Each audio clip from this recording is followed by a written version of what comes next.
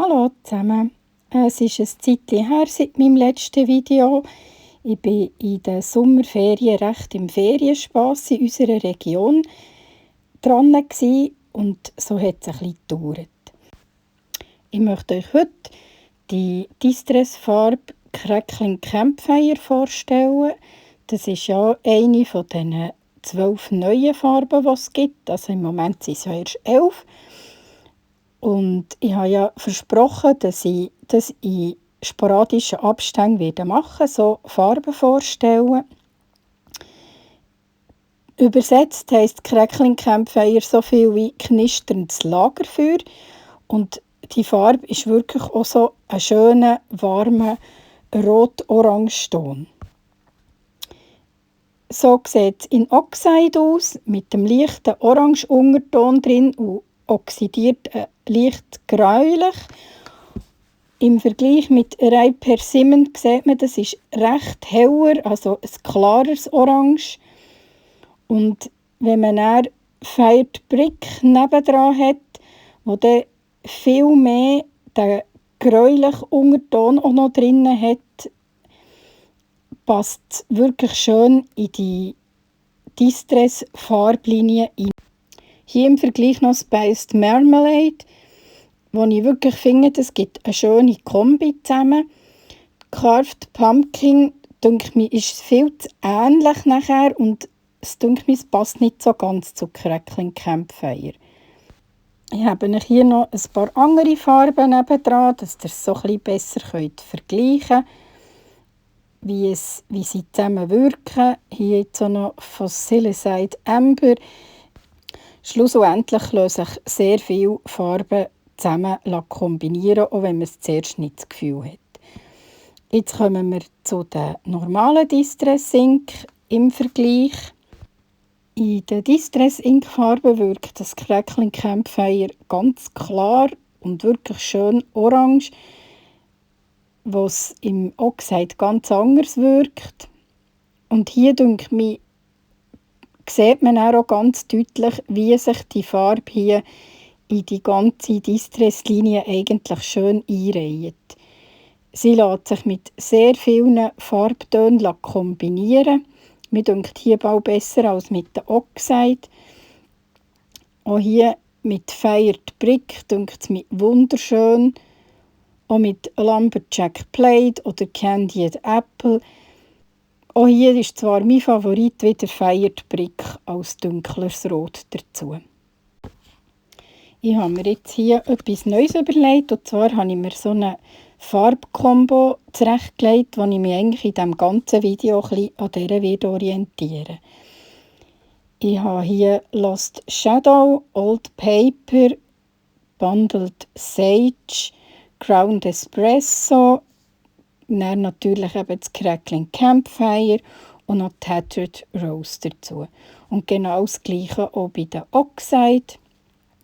Die gleichen Farben gewählt. Und dann mit denen eigentlich so durch das ganze Video behalte ich mich an dieser Farbkombi. Die Farbkombi habe ich mich inspirieren von der Seite Seeds. Ich verlinke die. Da könnt ihr selber schauen. Die haben wunderschöne Farbkombos drauf, wo man sich davon inspirieren kann. Ihr könnt aber auch irgendein Magazin nehmen und dort auf einer Seite, wo euch die Farbkombi gefällt, euch so inspirieren. Ich habe das manchmal noch gerne, wenn ich so ein bisschen weiss, dass es funktioniert mit diesen Farbkombis und sich nichts beisst. Als erstes werde ich nachher die Technik mit den Distress Crayons zeigen. Ich brauche hier das Watercolor Paper von Florence, also Wesson in schwarz, 300 Gramm. Ich brauche Crayons in Crackling Campfire, in Ground Espresso und in Bundled Sage. So, dass sie wieder schön zu dieser Farbgruppierung passen, die ich vorher gewählt habe. Zusätzlich brauche ich Collage Paper, auch vom Tim Holtz. Die gibt es in verschiedensten Ausführungen. Ich habe jetzt da, glaube ich, das Botanical heisst es. einen breiten Pinsel. Es gibt auch extra für das Distress-Collage-Medium, das man auch noch braucht. Ich habe es einfach dann gerade nicht gefunden. Und da musste ich halt auf einen anderen breiten Pinsel ausweichen. Als erstes könnt ihr so ein bisschen grob euer Papier zureissen, wie ihr es wollt. Ich wollte jetzt hier ein bisschen, dass man von diesem Blatt viel sieht, oben in einer Ecke. Aber das muss auch nicht ganz genau sein. Also das könnt ihr so machen, wie es euch gefällt. Ich wollte aber auch, dass trotzdem noch ein bisschen schwarze Ecken übrig bleiben, also vom Papier, sodass nicht ganz alles überdeckt ist. So könnt ihr dann die Sachen schieben und drehen, wie es euch gefällt. Die Restchen könnt ihr immer wieder brauchen für ein anderes Projekt noch ein bisschen. Und so habe ich das mir dann mal so zurechtgelegt. Ich habe dann noch mal ein bisschen weggenommen, weil es mir dann fast ein bisschen zu viel genommen hat von dem Ganzen.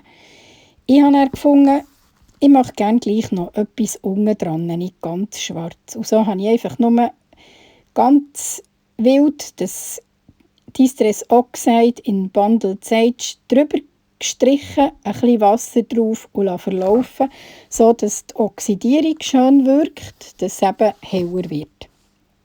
Und habe es dann so geföhnt. Wenn es dann trocken ist, kann man dann mit dem Distress Collage Medium das Papier anmachen. Ich wollte eigentlich das Vintage brauchen, habe dann gemerkt, dass ich das einfach viel zu lange nicht mehr gebraucht habe und dass das trocken war und somit leider nicht mehr brauchbar. So habe ich halt auf das Normale ausgewichen und dann tut man zuerst eine Lage drunter und dann noch eine Lage drüber pinseln und so das Papier wie fixieren. Ich habe auch die schwarzen Zwischenräume so gepinselt, weil sich dann später die Crayons so besser verwischen lassen. Man kann auch noch die kleinen Fötzchen so drauf platzieren. Man kann auch Lagen schaffen und mehrere übereinander, wie es einem gefällt. Ich habe dann wirklich so ein bisschen fast alles gefüllt, schlussendlich, weil es mir eben dann gleich besser gefallen hat. Wie ihr ja wisst von mir, ändere ich viel eben meine Meinung ändern und tue es dann halt so anpassen, wie es mir schlussendlich gefällt. Den Pinsel in ein nasses Tuch rein tun oder sofort waschen sind die zwei Varianten, die man hat, wenn man mit Distress Collage Medium arbeitet. Wenn der Pinsel dann mit dem, es ist auch wie eine Art Leim oder Lack, wenn man den trocknen lässt, ist er wirklich futsch. Da so wieder föhnen, bis es schön trocken ist. Tut eure Sachen, die ihr trocknen wollt, immer von der Unterlage ablüpfen. Es trocknet noch schneller, weil die Luft so durch das Papier. Das Überschüssige habe ich dann einfach abgeschnitten, was trocken war. Das ist eigentlich auch das Coole an diesem Collage Medium. Es ist mega schnell trocken.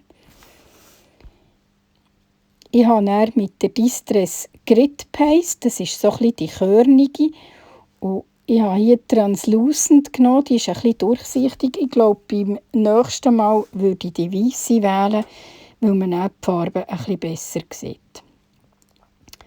Aber wie so oft ist man hinten immer ein bisschen schlauer. Ich habe zuerst gefunden, so sucht man passt ein bisschen weniger gut und Distress Crayonsfarbe käme ein bisschen besser zur Geltung. Ist du dann schlussendlich nicht so gekommen, wie ich es gedacht. Aber also, es ist nicht, dass es nicht schön wäre, mir hat es schlussendlich dann gleich gefallen. Mit dem Spachtel, wie immer, werde ich all die Produkte unten verlinken. Könnt ihr das schön nur am Rand auftragen. Ich möchte so wie ein Rämchen schaffen. Einfach so ein bisschen über die Kanten und so ein bisschen verteilen. Ich tue jetzt auch noch mit dem Finger so ein bisschen die Übergänge ein bisschen glatter machen gegen innen, dass es so ein bisschen besser verfließt. Und dort, wo es dann nötig ist, tue ich noch ein bisschen nachgeben, was mir gedacht sei, ein bisschen zu wenig. Und so muss man das eigentlich dann gut trocknen. Wenn es dann trocken ist, sieht man fast nicht mehr von dieser Grit Paste. Und das habe ich irgendwie ein bisschen wie unterschätzt, dass die wirklich fast ganz durchsichtig ist.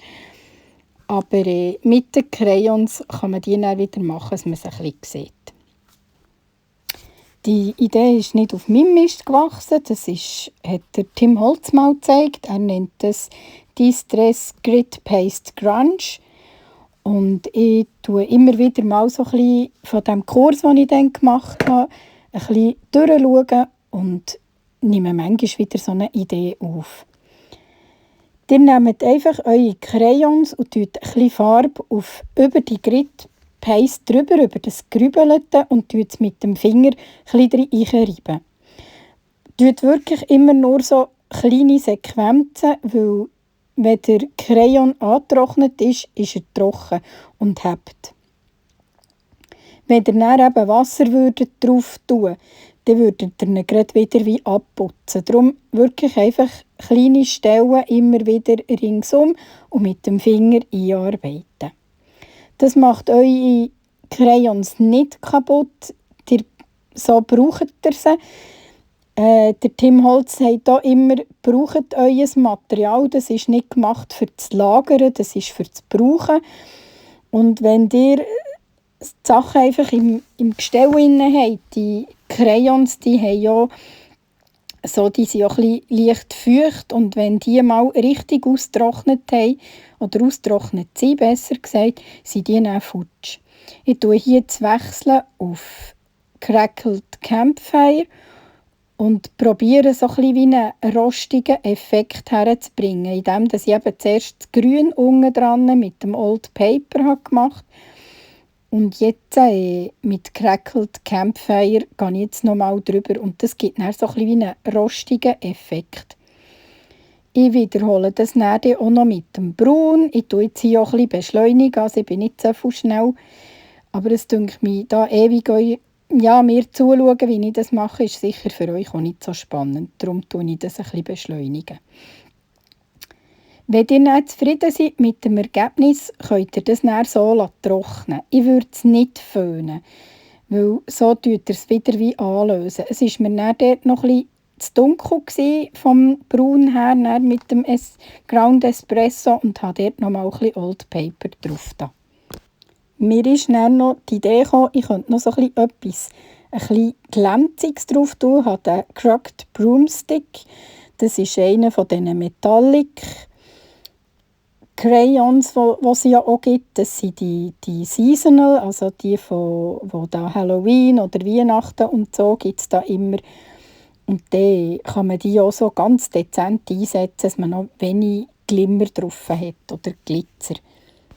Das gibt dann einen kleinen speziellen Effekt am Rand noch, ein bisschen mit Haptik, also etwas, das man spüren kann. Ist sicher auch super geeignet, wenn man das auf einem Keilrahmen eben so richtig Mixed Media machen würde sicher auch sehr cool zur Geltung kommen. Das wäre einfach mal der eine Hintergrund. Den lasse ich jetzt mal trocknen und zeige euch jetzt zuerst etwas anderes und zeige euch dann die fertige Karte damit. Hier sind wieder die Farbkombi, die ich am Anfang vorgestellt habe, mit der Distress Ink hier. Die habe ich mit Blending Brushes gewischt. Ich habe alle 6 Farben gebraucht in dieser Reihenfolge. Ihr könnt natürlich auch nur je 3 Farben daraus brauchen oder so. Es geht mir einfach darum, dass ihr seht, wie die 6 Farben miteinander wirken. Das Gleiche habe ich dann noch mit der Distress Oxide gemacht. Die auch mit den Blending Brushes gewischt. Hier habe ich die Farbkombination ein bisschen anders zusammengestellt. Für diesen Hintergrund noch ein bisschen mehr Struktur zu geben, habe ich nachher noch ein bisschen Wasserspritzer drauf gebracht. Wie ich das eigentlich noch sehr viel mache, indem ich einfach nur Wasser auf meine Handfläche spritze und die dann drüber tropfen. Das dann trocken föhnen oder trocknen, je nachdem. Ich habe auch diesen Vorgang ein bisschen beschleunigt. Ich habe zwischendrin noch mal ein bisschen Wasser aufgesprayt und noch mal getrocknet, so dass es die schöne Struktur drauf gibt. Aus dem Distress Ink Hintergrund habe ich ganz viele Blümchen, Pilzchen, Blättchen ausgestanzt, die ich nachher auf den Hintergrund, den ich vorhin mit den Crayons gemacht habe, drauf tun, für dort noch etwas mehr Farbe drauf zu tun. Ich tue die Sachen immer in ein Geschirr rein, dass die mir nicht verloren gehen auf dem Arbeitsplatz. Ich habe die Sachen auch noch zusammengestellt, da sind Pilzchen drin, die habe ich zusammengeklebt und vorbereitet und tue die jetzt auf meiner Karte anordnen. Ich finde das eine gute Möglichkeit, von verschiedenen Herstellern so kleine Stanzformen zusammen zu brauchen. Ich habe das dann auf dieser Karte so angeordnet, wie es mir gefallen hat, und angeklebt. Ich habe noch aus Vellum habe ich Schmetterlinge gestanzt, die mit weisser Distress Ink, also Picket Fence und einer Blending Brush, habe ich die Schmetterlinge noch etwas weisser gemacht. Mit dem Schimmerbrush habe ich sie noch ein bisschen schimmerig gemacht. Der ist farblos und gibt nur ein bisschen Schimmer drauf. Und weissem Shellpen habe ich auch noch ein paar Akzente gesetzt. Das Ganze habe ich auf eine silbrige Karte geklebt, weil mir denkt, es gibt ihm noch ein bisschen mehr Glamour. Und so sieht dann eigentlich die fertige Karte aus. Dann geht es weiter. Und da brauche ich das Watercolor Paper von Wessens, Florence, das 200 Gramm in A4. Haben wir dort ein Quadrat geschnitten von 15 x 15 cm. Ich brauche auch hier wieder meine Farbkombination, das mal die Oxide-Farbe. Für diese Technik brauche ich gerne wie Abfallfolie, also das kann von Verpackungen sein, oder von den Stempeln, die haben manchmal ja auch so wie eine Schutzfolie oben drauf, die man zum Teil nicht mehr braucht. Dann brauche ich gerne die. Ich tue mir die immer auf die Seite und brauche die nachher. Ich nehme hier das Lost Shadow. Das ist ja eine der neuesten Farben von Tim Holtz. Ich tue euch oben das noch verlinken. Diese Farbe habe ich ja schon mal vorgestellt, wer das noch nicht gesehen hat und das gerne schauen würde. Die Technik ist von mir aus gesehen gäbig, wenn man wie ein Bild vor sich hat, wie man die Farbe gerne angeordnet haben möchte. Ist manchmal nicht so einfach, wenn man es wieder umgekehrt Weg macht, dass man die Farbe auf das Kraftsheet tut und dann das Papier drin drückt. So macht man wie die umgekehrte Variante. Man drückt die Stempelküsse auf die Plastikfolie, gibt ein paar Wasserspritzer drauf, tut mit dem Finger die harten Linien verwischen, sonst seht ihr auf dem Papier, wie eure Stempelküsse abdrückt, und tut es dann so auf eurem Papier platzieren, wo ihr die Farbe gerne möchtet. Das Ganze dann zwischendurch immer wieder trocken föhnen, für wie die Lagen zu schaffen, dass es dann mehr Struktur gibt auf euer Projekt. Ihr seht hier, ich tue das Grau wirklich möglichst aufbrauchen, das ich auf dem Papier habe, dass ich wenig habe, das ich näher putze. Ich nehme das Old Paper, die nächste Farbe, mache es genau gleich. Und jetzt tue ich schon anfangen, ich möchte gerne in der einen Ecke mehr von dem Grün und in der anderen Ecke mehr das Grau behalten, dass sich das so ein bisschen diagonal durchzieht, das Grau. Und tue nur ganz wenig grüne Pünktchen in diesen grauen Sequenzen setzen, so dass sich das eben gleich durchzieht. Ich nehme die nächste Farbe, das ist Bundled Sage, tue das auch genau gleich auftragen, zwischendurch immer trocken föhnen und die Tröpfchen noch brauchen, die drauf sind. Ihr könnt auch immer wieder zwischendurch die Folie noch mal ein bisschen nass spritzen, die Farbe wieder ein bisschen nass machen und noch auftragen. Ich brauche hier extra das Ground Espresso und das Crackling Campfire nicht, weil ich die dann anders drauf bringe und dort die mit diesen Akzenten setze. Ich nehme dann eben Tethered Rose und tue die in den grauen Ecken nochmal drauf und mache es jetzt so ein bisschen, dass das Grün mehr diagonal ist, weil mir denkt, das Grau war bald ein bisschen zu fein zuerst. Und so wirkt jetzt das Grau mit dem Rosa zusammen mega schön. Ich nehme jetzt nochmal Lost Shadow und tue das nochmal über das Ganze nochmal ein bisschen drüber, dass sich das Helle wieder ein bisschen rein tut und auch noch ein bisschen helle Punkte drin hat. Ihr könnt diesen Vorgang so viel lang wiederholen, bis es euch gefällt. Ihr könnt Lagen um Lagen übereinander tun. Mit der Oxide funktioniert das. Ihr werdet nie wie eine braune Suppe bekommen, wie bei der Distress Ink. Da die ja eben Pigment drin haben und so miteinander können übereinander geschichtet werden. Ich nehme jetzt noch vom Ground Espresso und tue wirklich nur feine Spritzer drauf. Einfach noch so ein bisschen für einen Akzent setzen. Ich habe es recht durchwässert, dass die Punkte nicht allzu dunkel sind. Es sieht jetzt zuerst noch recht dunkel aus, wenn sie aber nicht trocken sind, sind die nicht mehr so feister. Jetzt möchte ich euch noch etwas zeigen, was ihr mit der Distress Ink könnt. Ich habe hier so ein naturfarbiges, selbstklebendes Bändchen. Ich habe das vor Jahren gekauft und ich liebe es. Also ich glaube, ich werde mega traurig sein, wenn ich das mal aufgebraucht habe. Ihr könnt so ein Band, ein helles Band einfärben. Ich nehme hier auch wieder die Verpackungsfolie und ihr könnt einfach direkt mit dem Stempelküssi oben drüber. Und dann geht ihr mit Wasser drüber, könnt noch ein bisschen die Farbe auftupfen und dann habt ihr genau die Farbe, die ihr wollt, dass es zu eurer Karte passt, könnt ihr so wie selber herstellen, ein Bändchen. Und dann müsst ihr nicht suchen, ihr müsst nicht 20'000 Bändchen haben, dann reicht eben einfach genau das eine und ihr könnt es einfärben. Es rollt sich ein bisschen, aber wenn es nicht getrocknet hat, wird es dann wieder schön flach sein und die Farbe wird auch noch ein bisschen heller. Im trockenen Zustand sieht es jetzt so aus. Das hat ein bisschen Wolken. Mir gefällt das. Wenn es euch nicht gefällt, könnt ihr es einfach nochmal ein bisschen nachfärben.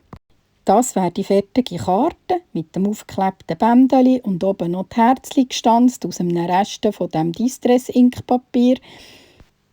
Der Tag ist auch gestanzt, das ist partielles Stanzen. Dazu habe ich auch ein Video gemacht, das verlinke ich oben gerade.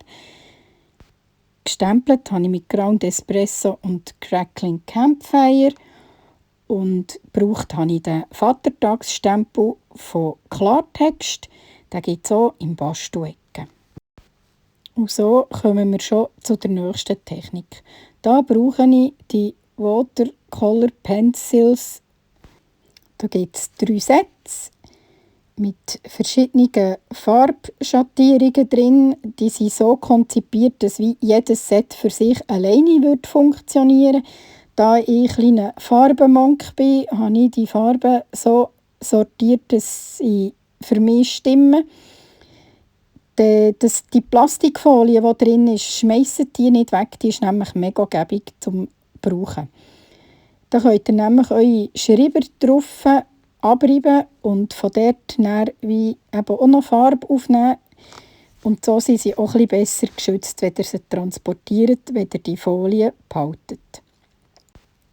Wenn ihr es auch gerne so sortieren wollt, habe ich mir nämlich extra die Mühe gemacht und alle schön so gedreht, dass man sie sieht, die Farbe. Dann könnt ihr kurz die Pause drücken und dann könnt ihr es so auch anordnen, wie es euch gefällt.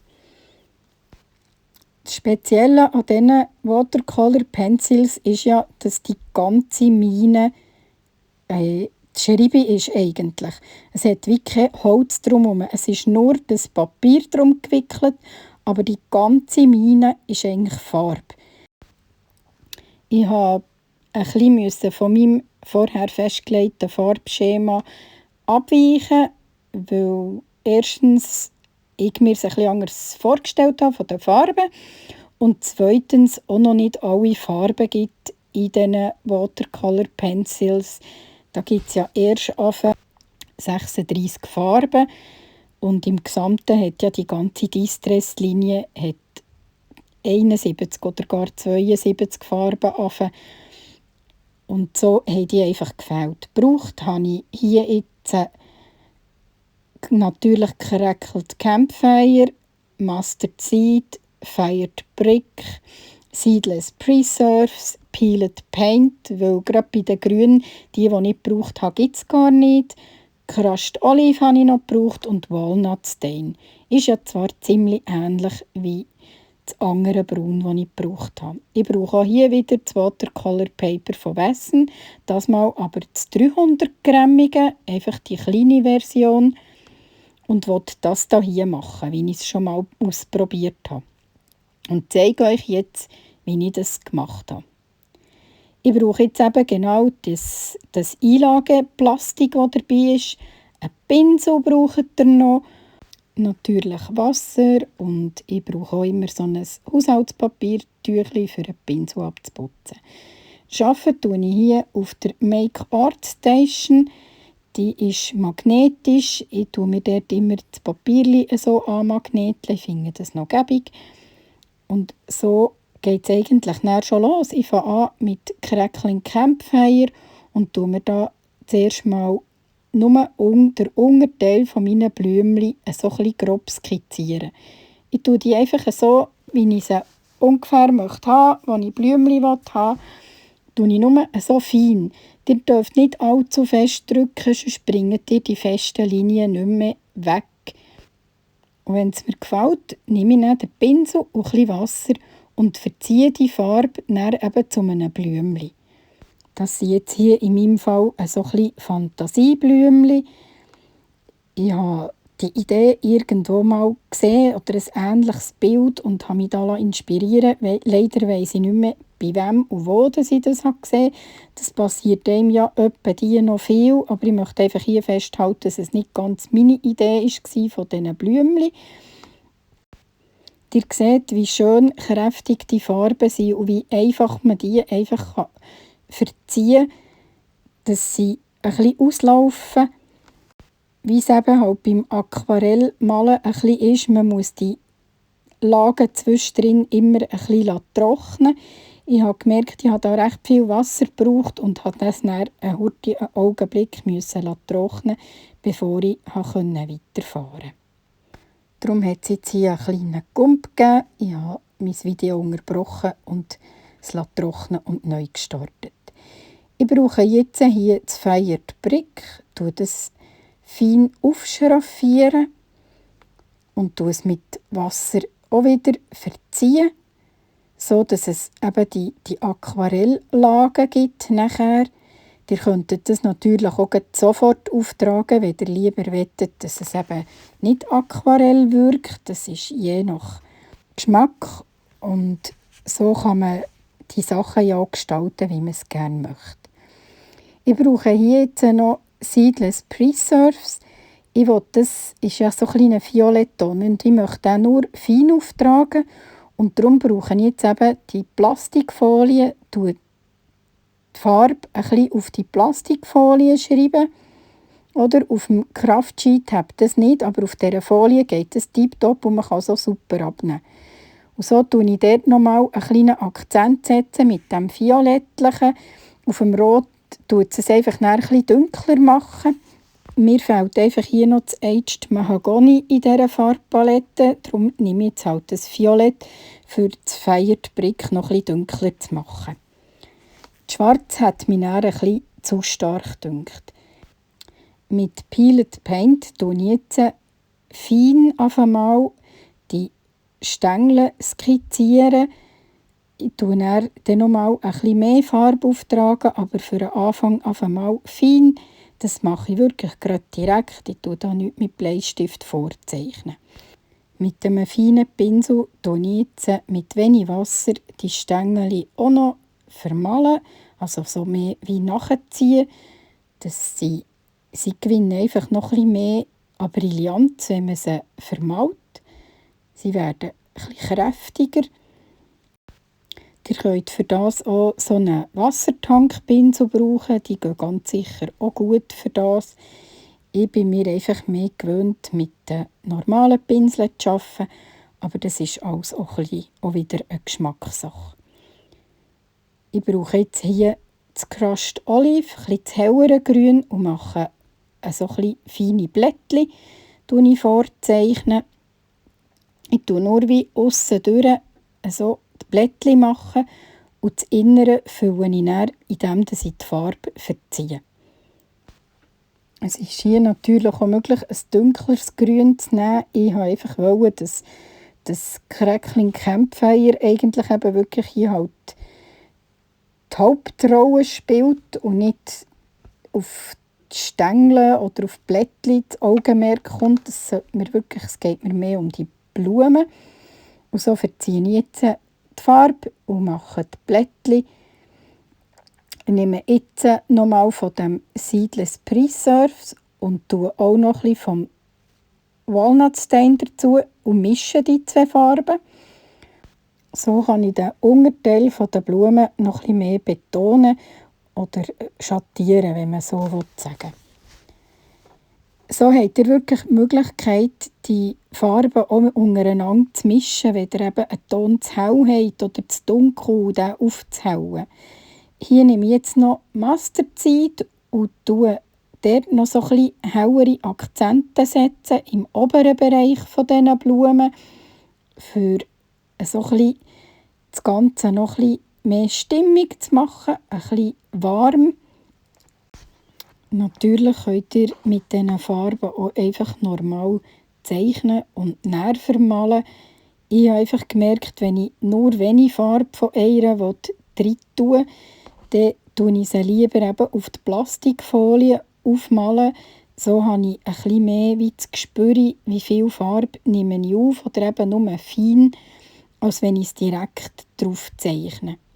Ich tue jetzt hier nochmal mit Peeled Paint die Blättchen auch noch ein bisschen schattieren, dass die ein bisschen mehr Leben bekommen.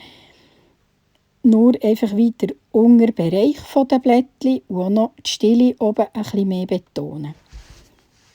Auch hier habe ich jetzt in das Peeled Paint noch ganz wenig Walnut Stain von dem Braun drin, dass es ein bisschen dunkler wird und die Schattierungen nochmal vertieft.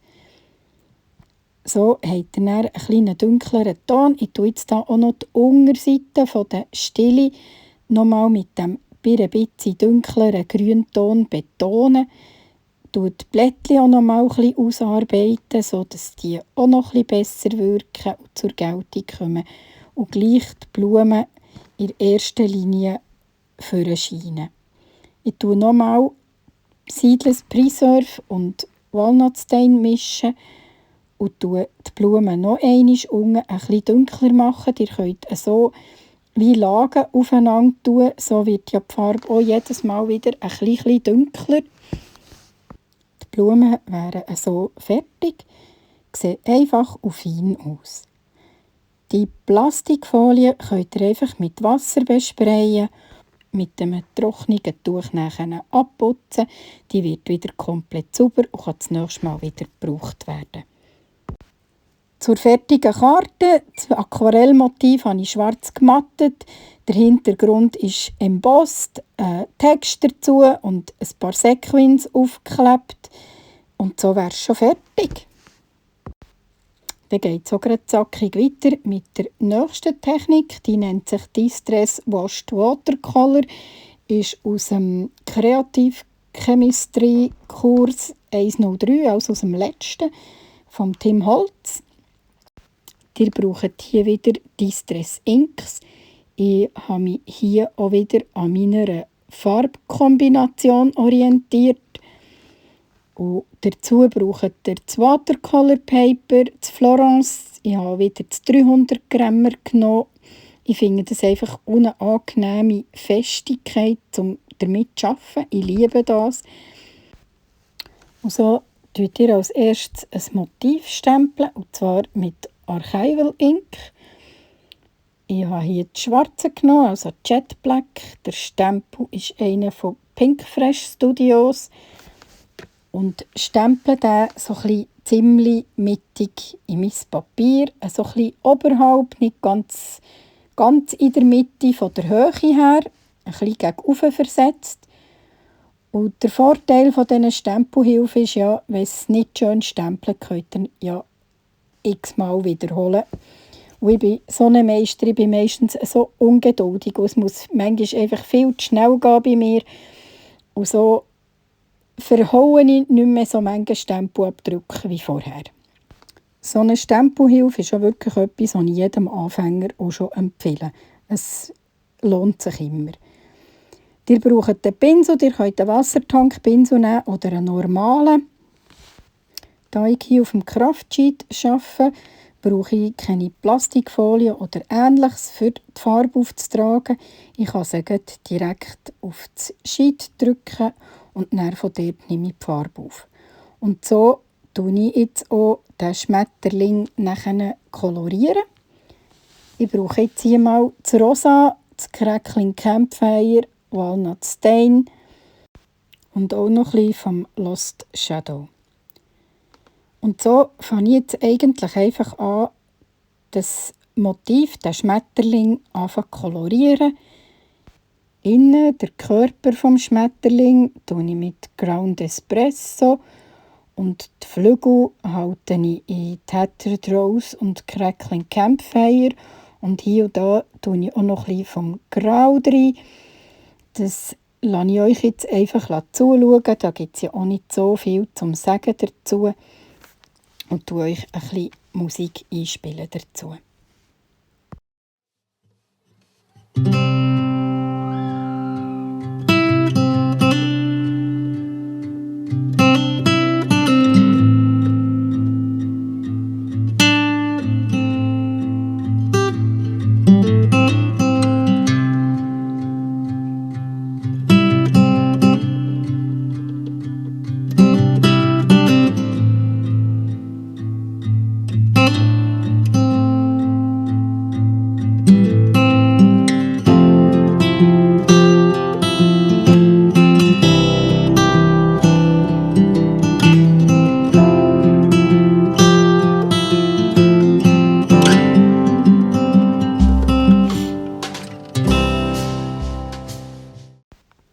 Das Ganze wird nachher trocken geföhnt und jetzt kommt auch noch der Hintergrund. Dazu nehme ich jetzt die 2 Grüntöne, also Old Paper und Bundled Sage.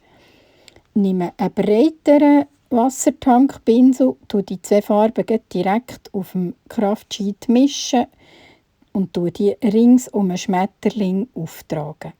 Ich nehme auch noch ein bisschen Lost Shadow dazu, für das Grau auch noch ein bisschen reinzubringen.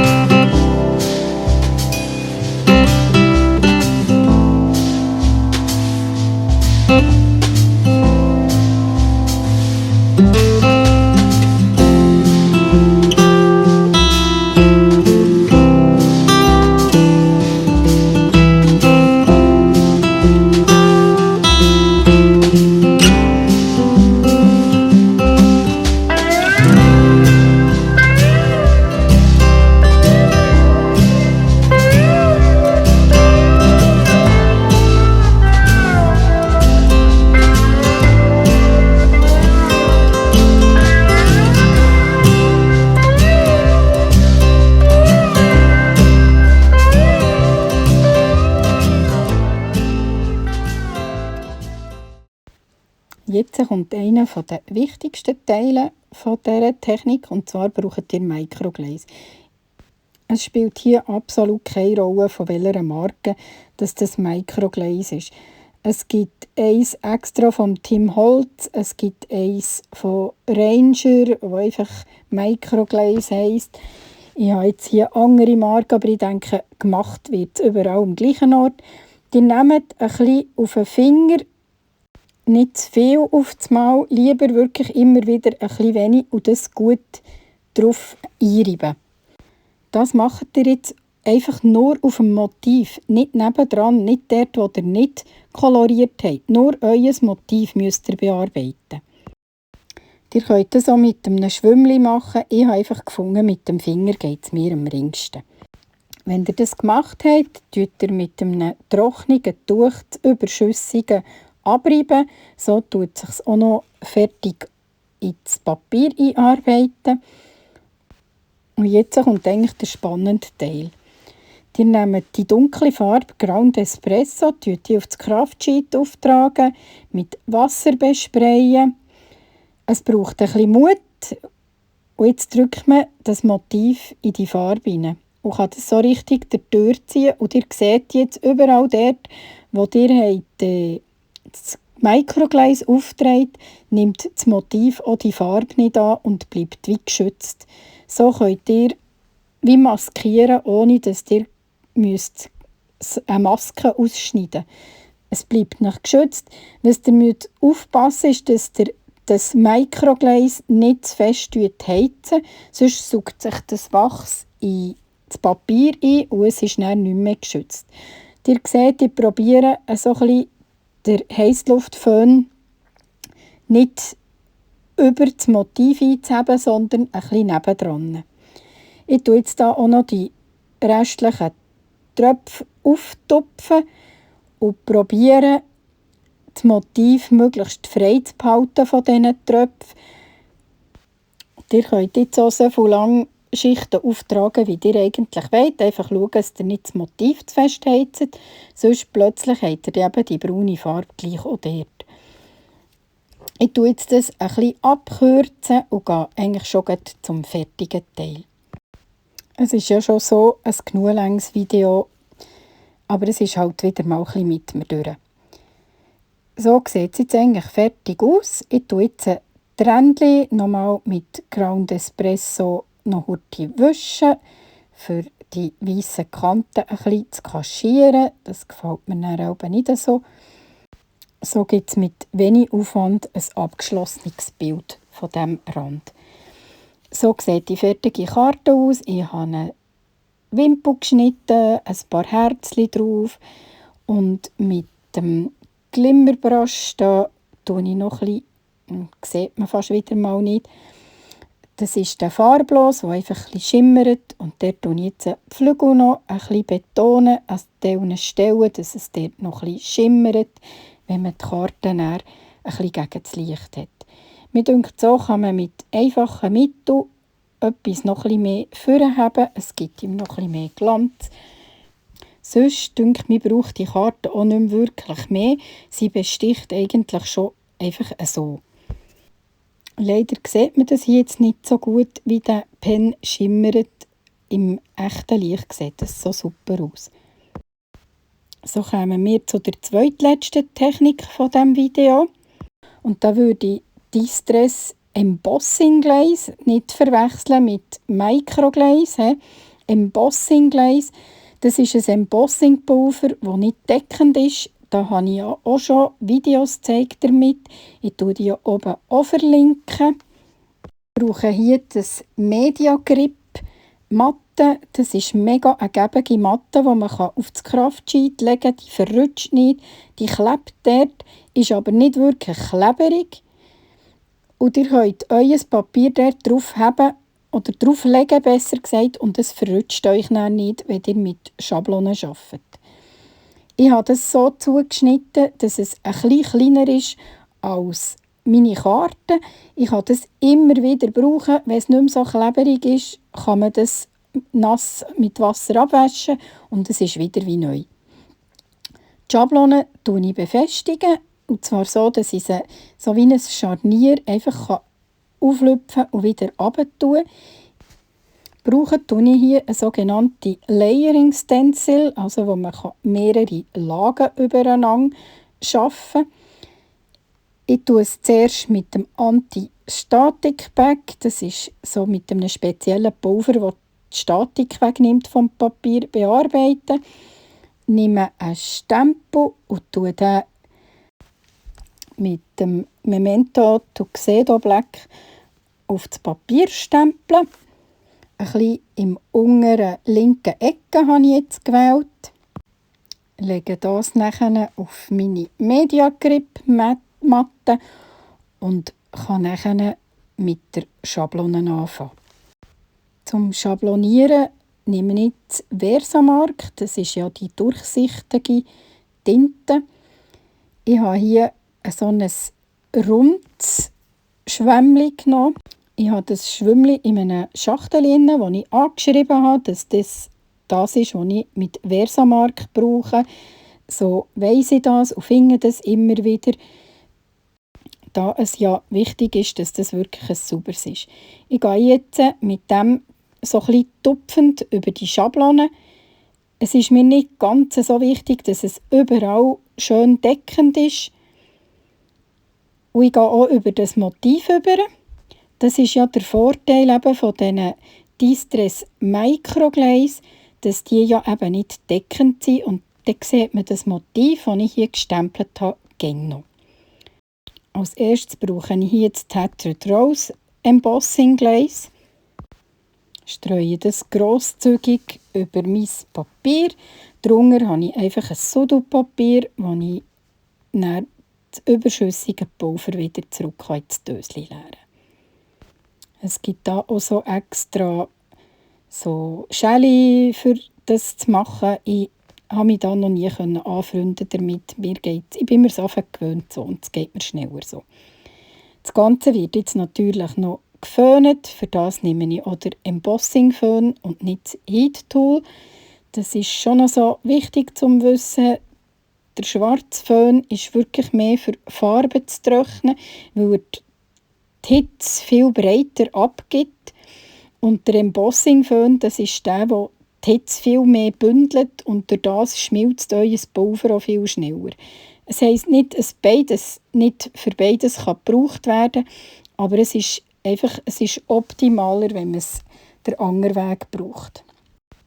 Wenn alles geschmolzen ist, könnt ihr es dann wieder auf eure Media-Grip-Matte legen und dann kommt der zweite Teil von der Schablone drauf. Ich habe mir nicht gemerkt, wie ich die andere Schablone aufgelegt habe. Und so musste ich jetzt ein bisschen schauen, wie das drauf passt. Und so habe ich mir dann die erste, die ich gebraucht habe, draufgelegt und die so positioniert, dass sie stimmt. Und habe dann die andere oben draufgelegt, die sind unten dran vorgenommen, nochmal ein bisschen positioniert und so festgeklebt. Und das Ganze dann noch einmal wiederholt mit dem Schablonieren.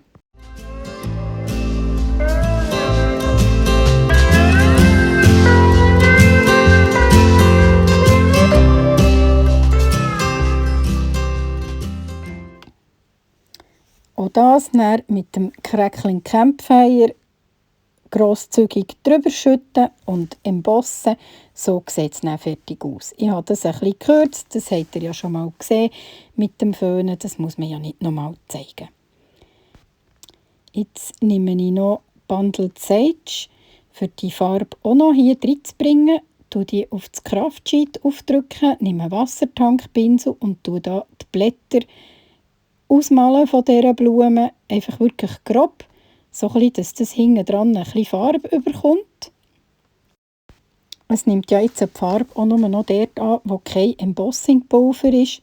Und so ist das eigentlich auch recht schnell nachher koloriert. Zusätzlich nehme ich jetzt noch Tattered Rose und tue die Blumen so kolorieren, im gleichen Verfahren. Und somit ist das eigentlich auch schon fertig koloriert. Das Ganze habe ich dann noch ein bisschen zugeschnitten für auf die Karte. Das seht ihr jetzt gerade. Ich habe auf der einen Seite so einen hellgrünen Rand gelassen. Das ist in der gleichen Farbe wie Bundled Sage. Ich habe die Blumen noch mal gestempelt und koloriert und klebe die jetzt so ein bisschen über den grünen Rand, dass die andere, die drunter gestempelt ist, vorschaut. Text dazu. In die Blümchen tue ich mit so einem Glaze-Pen mache ich Pünktchen, dass es dort so ein bisschen wie glänzt. Die sind dann so ein bisschen wie erhaben. Ich weiss nicht, es sieht man einfach gerade nicht so gut sehen. Es glänzt auch so ein bisschen und sieht dann ein bisschen gleich aus wie das Embosten. Und das mache ich auf allen Blümchen, mache ich so den Punkt in der Mitte. Und so ist auch diese Karte fertig. Und dann kommen wir jetzt zu der letzten Technik. Ich habe hier den Hintergrund, den wir ja gemacht haben, mit Distress Oxide, habe ich mit einem 3D-Embossing-Folder embossed. Gehe dort nur mit dem Blending Brush mit Ground Espresso dran, fein drüber rüber und tue dort das Erhobene ein bisschen betonen. Text von «Gute Besserung», von Klartextstempel, den gibt es auch im Bastu-Ecke. Und was es auch gibt, sind die von Pink Fresh Studio, die Glitzersteine. Die kann ich wirklich nur empfehlen. Sie sind wunderschön. Und so ist auch diese Karte in diesen Farbkombi gehalten, wie ich sie von Anfang an gemacht habe. Unten habe ich mit dem Naturgarn noch gewickelt. Den Text habe ich mit Crackling Campfire gestempelt und mit Abstandsklebeband aufgeklebt. Ich hoffe, ihr habt viel von diesen Techniken profitieren können. Es würde mich freuen, wenn ihr mir ein Däumchen gegen oben gebt und meinen Kanal abonnieren würdet. Danke!